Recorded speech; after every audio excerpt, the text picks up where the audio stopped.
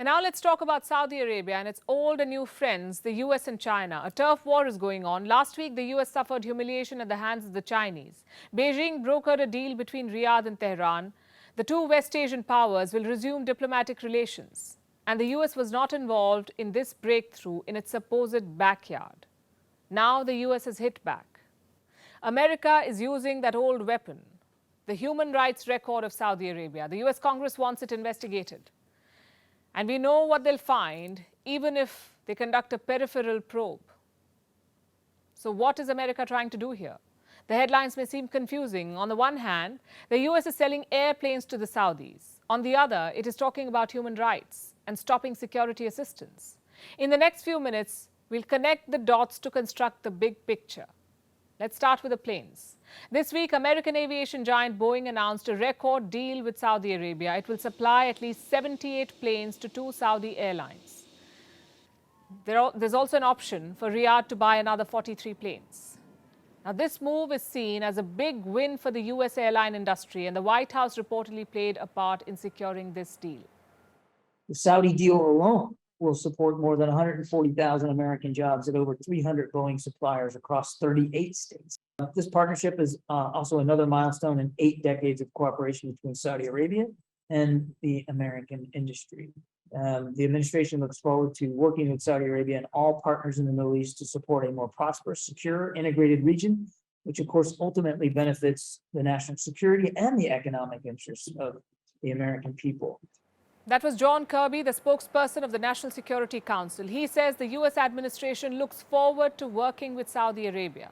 But the US Congress is making that difficult. US senators have introduced a resolution. If it passes, the government will be forced to make a report. A report about what? About Saudi Arabia's human rights record. Now, this is a bold move. The new resolution will trigger a clause in America's Foreign Assistance Act.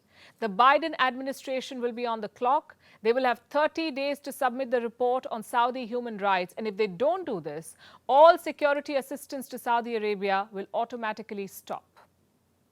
So the government is in a bind, damned if they do and damned if they don't. It's a big blow to Biden's plans of working with Saudi Arabia. And the interesting thing is this. His own party is taking him to task on this. The resolution was jointly introduced by both Democrats and Republicans. So has Joe Biden lost control of his party? Or is something else at play? Could the US be using the age-old carrot and stick approach? Remember, US ties with Saudi Arabia have been at historic lows during Biden's tenure. His campaign promises to make Saudi Arabia a pariah state were not well received. This was over the killing of journalist Jamal Khashoggi. Saudi Crown Prince Mohammed bin Salman is said to have been responsible for the murder. Taking on the Crown Prince backfired on Joe Biden, and no amount of fist bumps have helped repair the frosty relationship. So now perhaps Washington is reminding Riyadh about the benefits of American ties. The planes are the carrot. Withdrawing security assistance is the stick. And that stick would really hurt Riyadh. 8 decades of assistance is not easy to replace. Riyadh's entire security apparatus runs on US equipment. Analysts say it would take decades for Saudi Arabia to replace it with Chinese arms. And the costs would be staggering, even for an oil-rich nation like Saudi Arabia. So is Riyadh willing to pay that price? Will shifting allegiances to Beijing be worth it? Washington has made its move. Now Mohammed bin Salman has to decide the next step. We'll keep you updated with how this great game plays out. So World War III may not happen just yet, and thank God for that, but a nuclear disaster is a strong possibility. 2.5 tons of nuclear material is missing. We're talking about concentrated uranium, 10 drums of it. It has gone missing from Libya. This is according to the IAEA, the International Atomic Energy Agency, the global nuclear watchdog. The fact that it's missing is bad enough, and that it's missing from Libya is worse. Now, this is a war-torn country. It's not clear who has laid their hands on 10 drums of concentrated uranium. The IAEA says it poses a radiological risk, not to mention the nuclear security concerns here. Remember, uranium is a radioactive element and it can be used to make nuclear bombs.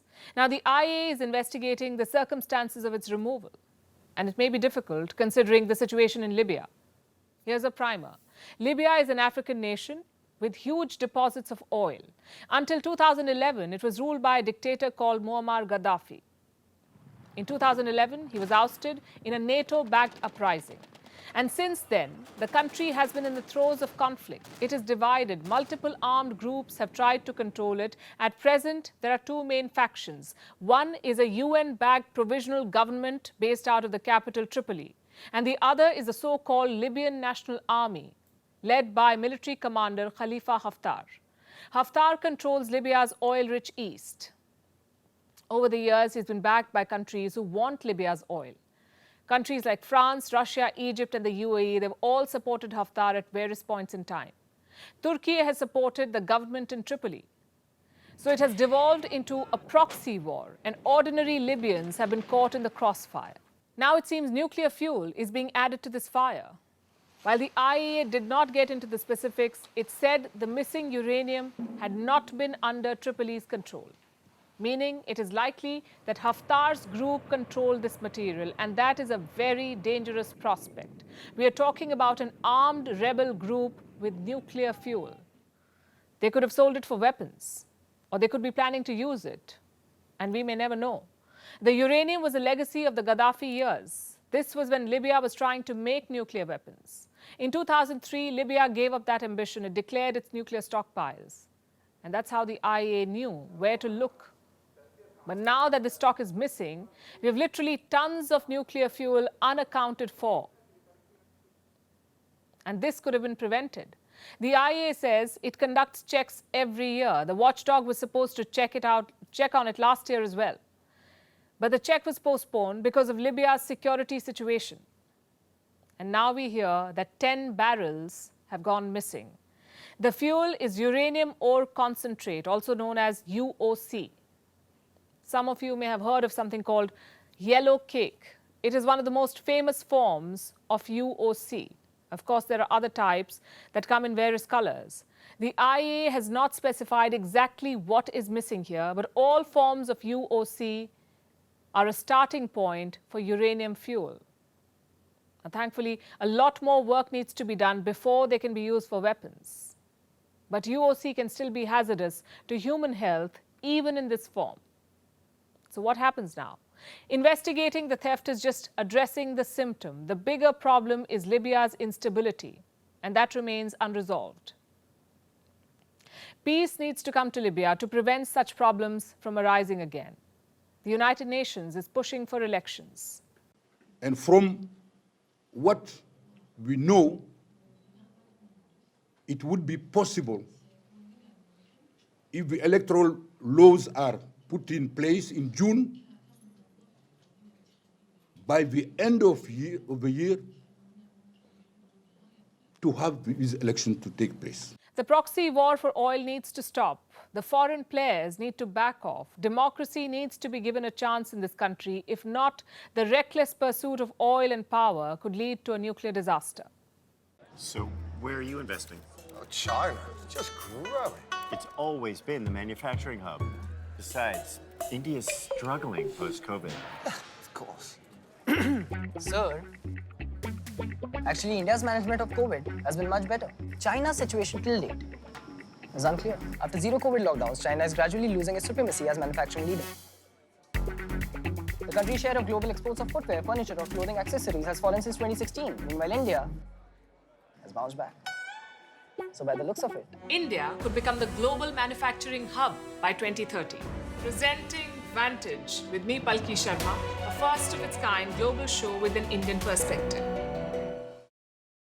An Indian becoming a UK PM. Well, it's not like that we are going to get the Kohinoor back. But at least India is on its way to the top, huh? But Gautam sir, there's actually not much to celebrate. Why not? An Indian is ruling the UK. Indian leaders in third countries often tend to overcompensate for their minority handicap. Key. For example, Sunak's Home Secretary of Indian origin, Suella Braverman, disapproved of India-UK free trade because it would encourage people immigrating to the UK, and the majority of whom were Indians. Structurally, India and UK have passed baggage, but still hasn't been resolved. And that is why, Ladies and gentlemen, India needs to significantly temper its expectations from Rishi Sunak. Presenting Vantage with me, Palki Sharma, a first of its kind global show with an Indian perspective.